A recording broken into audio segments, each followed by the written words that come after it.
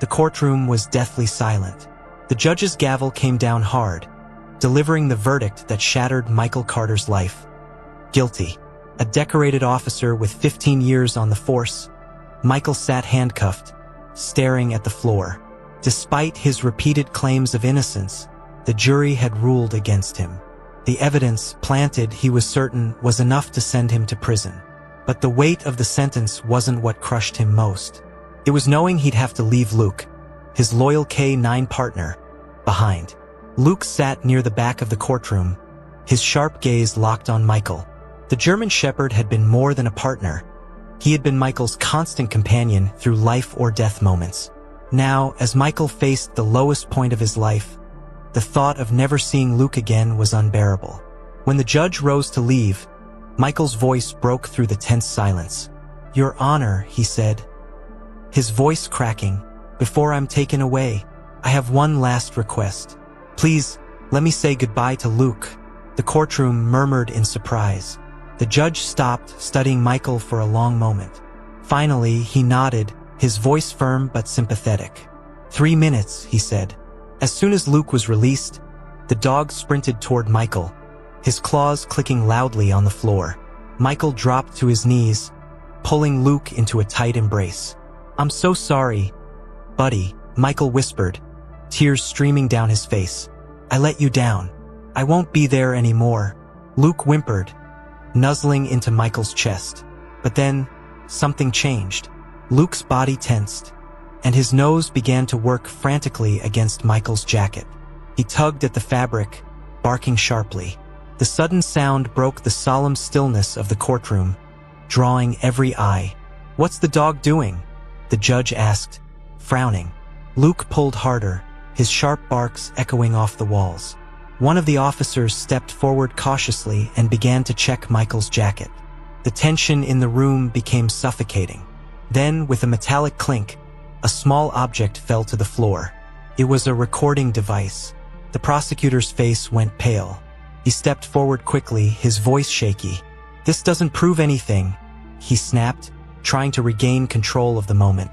But Luke barked again, his alert stance unyielding. The truth was clear. Whatever was on that device mattered. Michael stared at the small recorder, his heart pounding. For the first time in weeks, hope flickered. Could this be the proof he'd been waiting for? Did you feel the power of the bond between Michael and Luke? Imagine what's still to come in this gripping and emotional story. If you want to find out what's on that recorder and how it could change everything, hit the like button and subscribe to the channel. The next thrilling moment is just getting started. The courtroom was frozen in stunned silence. The small recording device lay in the center of the floor, its metallic casing glinting under the harsh fluorescent lights. Luke remained rigid beside Michael, his piercing barks cutting through the room as if demanding someone pay attention. Every set of eyes turned to the object, and the air became thick with tension. "Pick it up," the judge ordered, his voice low but firm. The officer closest to the device hesitated for a moment before bending down and scooping it into his hand. He held it up for all to see, confusion etched across his face. "What is this?" the judge asked sharply, directing his gaze toward the prosecutor, who was already beginning to sweat. The prosecutor cleared his throat, his face pale. "Your Honor, this is irrelevant. It's not part of the evidence submitted during the trial," he stammered. "Clearly, it's been tampered with." "Tampered with?" the judge interrupted, his eyebrows knitting together. "In a courtroom? During sentencing?" His voice carried a razor-sharp edge now, and the prosecutor visibly flinched. "Officer, activate the device." The officer fumbled with the small recorder, his fingers trembling as he pressed the play button. A static-filled crackle filled the room, followed by muffled voices. Everyone leaned forward, straining to listen. And then, the words hit like a bombshell. "Just plant the evidence," a gruff voice said, clear as day. "No one's gonna question it. Carter's clean record makes him the perfect scapegoat. Get it done." Gasps erupted across the room. Michael's heart stopped, then began pounding furiously. He knew that voice. It belonged to someone he had trusted, his former supervisor, Captain Ray Harding. "That's enough," the prosecutor blurted, rushing toward the officer holding the recorder. But the judge slammed his gavel down. "Sit down," he barked, his tone so commanding that the prosecutor froze mid-step. Michael couldn't believe what he was hearing. The damning recording revealed everything: how the evidence had been planted, how he had been framed. Luke, still sitting calmly at Michael's side, let out a single low growl, as if echoing his partner's silent fury. The judge leaned back in his chair, his expression dark. "This trial is not over," he said firmly, addressing the room. "Bailiffs, escort the defendant back to holding. Officers, secure that device as new evidence. We're reopening this case." For the first time in weeks, Michael felt a spark of hope. As he was led away, Luke watched him go, his intelligent eyes filled with unshakable loyalty. Michael turned back for one last look at his partner, silently promising himself, and Luke, that he wouldn't let this injustice stand. Back in the cold holding cell, Michael sat on the hard bench, staring at the blank concrete wall. His mind raced with everything that had just happened. Luke's sharp instincts had uncovered what no one else had: proof of a setup.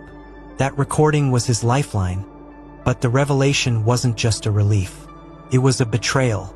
Captain Ray Harding, the man who had mentored him for years, was behind it. Michael clenched his fists, his jaw tightening. How deep did this go? Meanwhile, in the judge's chambers, tension ran high. The judge sat at his desk, replaying the recording on a secure device. The voices were unmistakable. Captain Harding's commanding tone, paired with another voice Michael didn't recognize, revealed a calculated conspiracy. The judge's eyes narrowed. He pressed a button on his intercom. "Summon Captain Harding to my office immediately," he said curtly. Outside the courtroom, Harding had been waiting to ensure Michael's sentencing went smoothly, at least for his plan. But when the bailiff approached him with the judge's sudden summons, a flicker of unease crossed his face. He rose stiffly, adjusting his tie, and followed the officer down the hall. Inside the chambers, the judge's expression was unreadable as Harding entered. The captain offered a polite nod, but his shoulders were tense. "You called for me, Your Honor?" Harding asked, his voice steady, though his eyes flicked nervously toward the recording device on the desk. "I did," the judge replied, leaning forward. He tapped the recorder with his finger. "Care to explain this?" Harding's facade of confidence faltered for a split second, but he quickly masked it with confusion.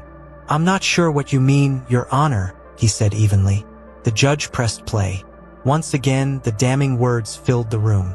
Harding's face drained of color, but he recovered quickly. "Your Honor, this is absurd," Harding said, forcing a chuckle. "That could be anyone. You can't seriously think—" "I don't think," the judge interrupted, his voice hard. "I act on evidence.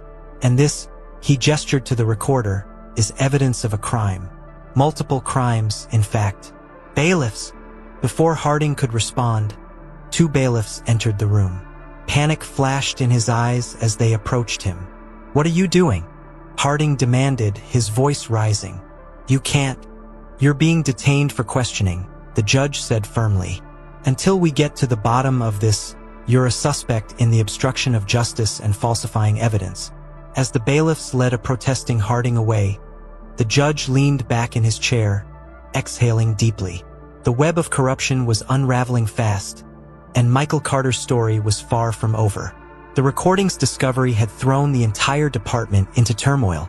As Captain Harding was taken into custody, whispers of corruption spread like wildfire among the officers. Meanwhile, Michael sat in his holding cell, unaware of the storm brewing outside. His thoughts lingered on Luke. The loyal K9 had been the one to uncover the device, and now Michael couldn't help but wonder. If Luke could find that, what else could he expose? Elsewhere, Luke was taken to the department's K9 unit for evaluation. Officer Sarah Mitchell, one of Michael's closest colleagues, had volunteered to look after the dog until the case was resolved. Luke seemed restless, pacing in his kennel and occasionally letting out sharp barks that echoed through the otherwise quiet building. "He knows something's wrong," Sarah muttered, watching him from outside the kennel. She crouched down, looking Luke in the eyes. "Don't worry, buddy. We'll figure this out." But as Sarah stood up, her gaze shifted to Luke's nose, which was pressed against the gate, sniffing intently at her jacket. Her stomach churned. Was this behavior connected to Michael's case? Or was she imagining things? She hesitated for a moment before opening the kennel door. "All right, boy," she said, grabbing Luke's leash. "Let's see if you're trying to tell us something." She brought Luke to Michael's locker in the department's storage room. The dog immediately began sniffing and pawing at the lower compartment. Sarah's heart raced as she unlocked it and opened the door. Inside, beneath a few folded uniforms, was a small, unmarked envelope. Her hands trembled as she pulled it out and opened it. Inside were photographs, grainy but damning. They showed a man, clearly Captain Harding, meeting with a known criminal. A document tucked behind the photos outlined transactions that implicated Harding in a bribery scheme tied to the very case that had led to Michael's arrest. Sarah stared at the evidence, her chest tightening. "Luke," she whispered, her voice breaking, "you just found the smoking gun." Realizing the magnitude of what she held, Sarah immediately contacted the judge's office. The photos and documents, combined with the recording Luke had uncovered, painted a clear picture of Harding's guilt. But Sarah knew this wasn't over. If Harding had orchestrated this setup, he likely hadn't done it alone. Luke sat beside her, his steady presence grounding her as her mind raced. "Michael was right," she said softly, scratching behind Luke's ears. "You really are the best partner anyone could ask for." Sarah sat in the evidence room, the incriminating photos spread out on the desk before her. The weight of what she had uncovered pressed heavily on her chest. Captain Harding wasn't just a corrupt officer. He was part of something much larger. The documents Luke had helped uncover outlined connections to other high-ranking officials, payments that couldn't be explained, and a disturbing trail of manipulation that reached far beyond Michael's case. She glanced down at Luke, who sat alert beside her. His piercing eyes seemed to sense her unease. "This isn't just about Michael," she muttered, her voice barely audible. "This goes way deeper." Realizing the severity of the situation, Sarah called the judge directly. Within an hour, the evidence she'd uncovered was in his hands. The judge's face darkened as he reviewed the documents and photos. "This is bigger than I thought," he admitted, his voice heavy. "If these documents are accurate, Michael Carter isn't just innocent. He's a victim of a department-wide cover-up." The judge immediately ordered an emergency hearing. News of the case reopening sent shockwaves through the precinct. Officers whispered in hallways, tensions rising as suspicions grew. Several officers who had testified against Michael began to squirm, knowing their involvement might come under scrutiny. Back in his cell, Michael was called out unexpectedly. The sudden commotion in the jail's holding area made his pulse quicken. He was escorted to a secure room where Sarah was waiting with the judge. As soon as Michael saw the folder of evidence and Luke sitting proudly by Sarah's side, his heart swelled with a mixture of hope and disbelief. "This just came in," the judge said, sliding the documents toward Michael. "It proves Harding's corruption and, most importantly, that the evidence used to convict you was fabricated." Michael's hands trembled as he flipped through the papers. The photos, the records, and even notes detailing how Harding had manipulated the case against him. It was all there. His voice cracked as he asked, "Does this mean?" The judge nodded firmly. "It means you're going free. But this isn't over yet. There are more people involved, and we're going to need your help to expose them." Michael knelt down, pulling Luke into another embrace. "You saved me, boy," he whispered. "You saved me again." As Luke wagged his tail, the relief in the room was palpable. But Michael knew this was just the beginning. Whoever had orchestrated this went deeper than Harding. There were more layers to uncover, and Michael wouldn't rest until the entire truth was brought to light. What do you think will happen next? Will Michael uncover the full truth behind this conspiracy? Share your thoughts in the comments. Michael stepped out of the courthouse for the first time as a free man, but the weight of what lay ahead was far heavier than the shackles he had just shed. Reporters swarmed the steps, shouting questions about his release, the reopened case, and the corruption scandal brewing within the department. Michael ignored them, his focus solely on Luke, who trotted faithfully at his side. The sight of his loyal K-9 partner brought a flicker of hope amid the chaos. Inside the courthouse, the judge had convened a special task force to investigate the growing web of corruption. Sarah, now an integral part of the team, was leading the charge. The photos, recordings, and financial records Luke had helped uncover pointed to a sprawling network of bribery and evidence tampering involving multiple officers and even external players. Captain Harding was just the tip of the iceberg. "Michael," Sarah said, catching up to him outside the courthouse. "We need your help. No one knows this department better than you." Michael hesitated, his jaw tightening. He had spent his entire career trusting the badge, believing in the integrity of the system. Now that trust was shattered. But as he looked down at Luke, the dog's calm, determined eyes reminded him of why he had joined the force in the first place. "I'm in," he finally said. "But I'm not doing this for the department. I'm doing it for the truth, and for every officer who's still fighting for what's right." The investigation began in earnest. Sarah and Michael worked tirelessly, piecing together timelines, cross-referencing cases, and interviewing officers who had worked closely with Harding. Some were willing to cooperate, but others stonewalled, their silence raising more suspicions. Luke played a surprising role, sniffing out hidden files and leading them to overlooked evidence during searches of Harding's office and locker. One night, while sifting through a pile of old case files, Sarah discovered a list of names, officers, local politicians, and known criminals, linked to suspicious payments and unsolved crimes. The deeper they dug, the more dangerous the trail became.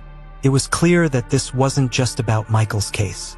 It was about an entire network of people who had used their power to cover up crimes and destroy anyone who stood in their way. "Michael," Sarah said, her voice heavy with concern, "if we push this any further, we're going to make enemies. Dangerous ones." Michael looked up from the file he was studying. "We've already made them," he said. "But I'm not stopping. Not until the whole truth comes out." Luke let out a soft bark, as if in agreement. Michael reached down to scratch the dog behind the ears, his resolve hardening. They weren't just fighting for justice anymore. They were fighting for everyone who had been silenced, betrayed, or framed. The task force was working around the clock. Boxes of evidence filled every available desk in the small conference room that had become the investigation's headquarters. Michael, now officially cleared of all charges, had thrown himself into the work. The deeper they dug, the more twisted the web of corruption became. Bank statements, falsified police reports, and intercepted communications all pointed to a massive conspiracy that extended far beyond Captain Harding. Sarah placed a thick folder in front of Michael, her expression grim. "We've identified at least 6 other officers who were in on this," she said. "Some of them are high-ranking. And it gets worse. There's evidence tying them to organized crime." Michael leaned back in his chair, his mind racing. These weren't just rogue officers breaking the rules for personal gain.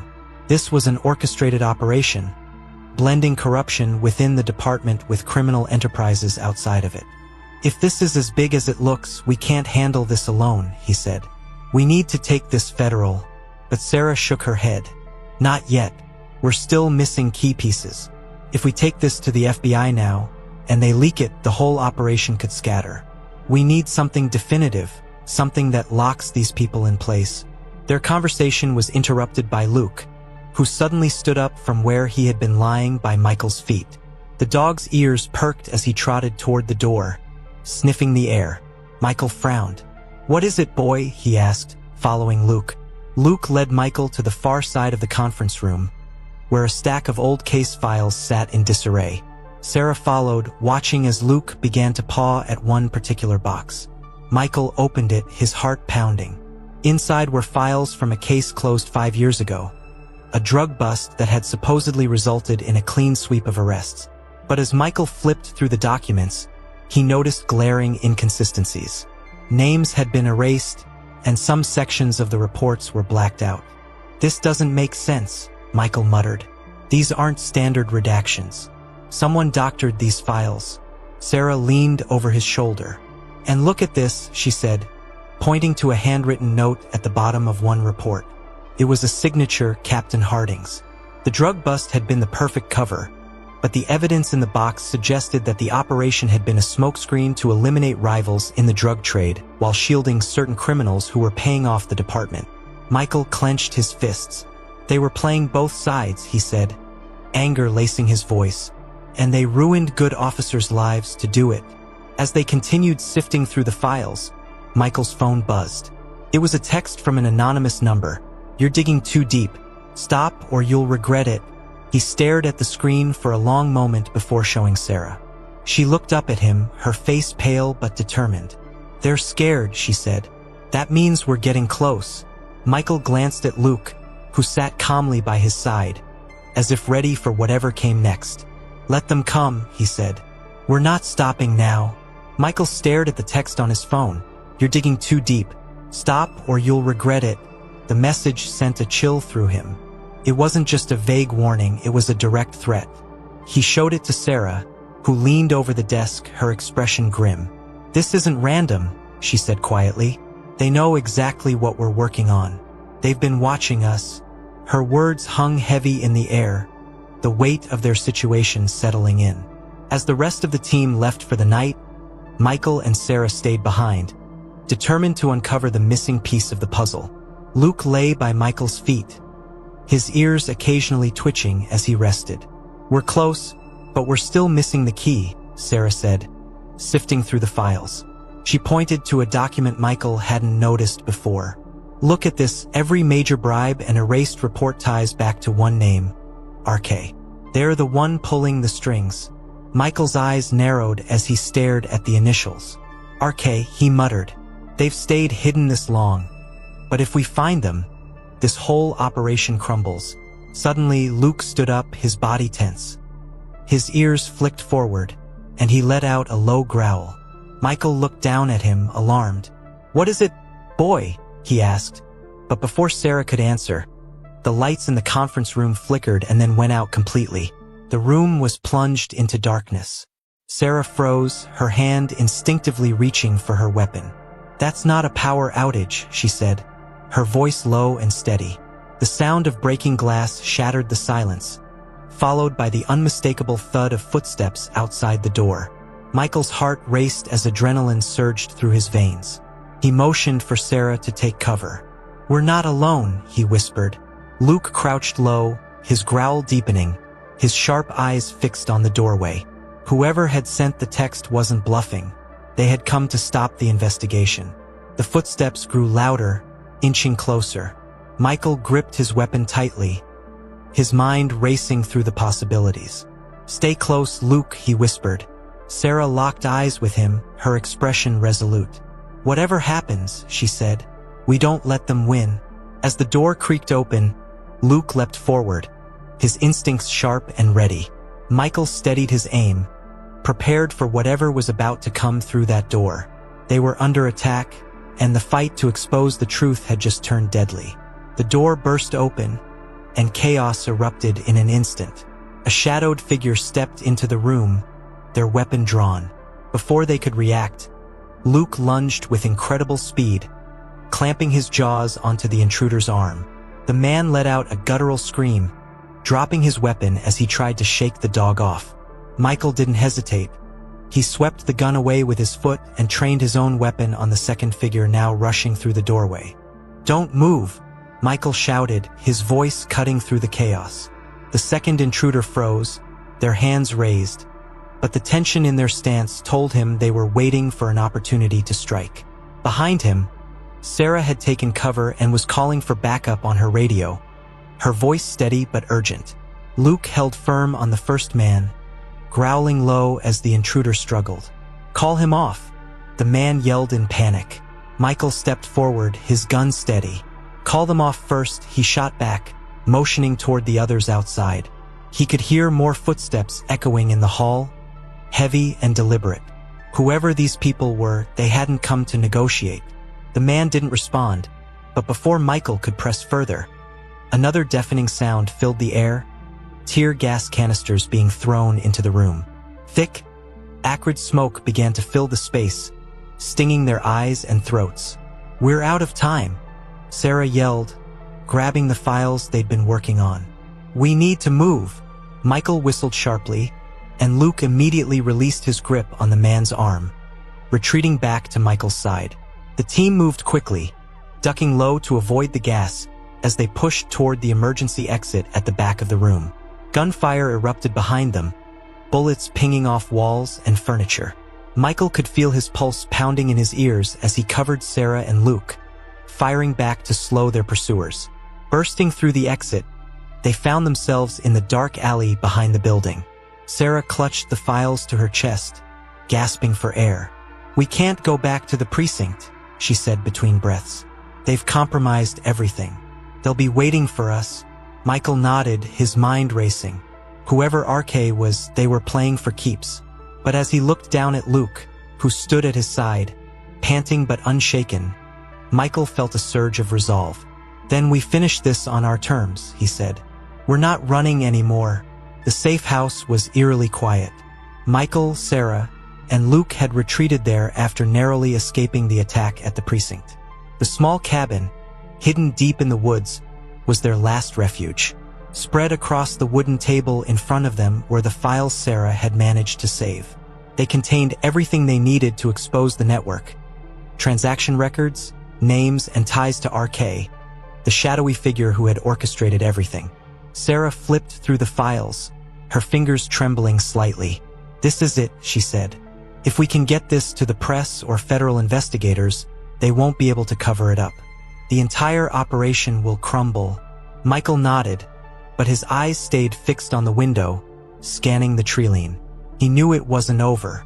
Whoever had attacked them wouldn't stop until they were silenced.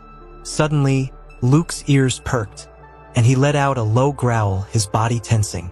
Michael froze, his hand instinctively reaching for his weapon. "They found us," he whispered. Sarah looked up, her face pale but determined. "How?" "We've been careful," Michael shook his head. "It doesn't matter. They're here." The first shot shattered the stillness, breaking through the cabin's window. Glass sprayed across the room as Michael shoved Sarah behind the table for cover. Luke barked furiously, standing his ground at Michael's side. More shots rang out, the attackers closing in. Michael took a deep breath, adrenaline flooding his veins. "Stay down," he told Sarah. "Luke and I will hold them off." He and Luke moved in perfect sync. As the attackers breached the front door, Michael fired, taking out one of the intruders. Luke lunged at another, his powerful jaws bringing the man to the ground. But the attackers kept coming. Sarah crawled toward the files, grabbing the most important documents and stuffing them into a bag. "Michael!" she shouted over the gunfire. "We need to get these out of here now." Michael nodded, his face grim. "Go! Luke and I will cover you." Sarah hesitated for a split second before slipping out the back door, disappearing into the darkness with the evidence in hand. Michael and Luke held their ground, pushing back the attackers with every ounce of strength they had. Just as the last intruder fell, sirens echoed in the distance. Backup had finally arrived. Days later, the story broke nationwide. Sarah had delivered the files to a trusted journalist, and the resulting expose brought the entire network crashing down. Arrests were made at every level, from corrupt officers to RK himself, revealed to be a powerful local politician who had been using the police department as his personal enforcers. Michael was hailed as a hero, though he brushed off the attention. Standing on the porch of his home, he watched Luke play in the yard. The loyal dog had saved him more times than he could count, and their bond had grown unbreakable. "We did it, boy," Michael said softly, kneeling to scratch behind Luke's ears. "It's over." Luke wagged his tail, leaning into Michael's touch, his sharp eyes calm for the first time in weeks. For Michael, it wasn't just the end of a battle. It was the start of something new. He'd fought for justice, not just for himself, but for the people who'd been silenced and betrayed. And as he watched Luke chase after a ball in the golden light of the setting sun, he knew they'd earned this moment of peace. What an incredible story, right? If it touched your heart, send a super sticker. Click the icon below the video, pick your favorite sticker, set the amount, and confirm. Your support helps us bring more emotional stories. Thank you for being with us.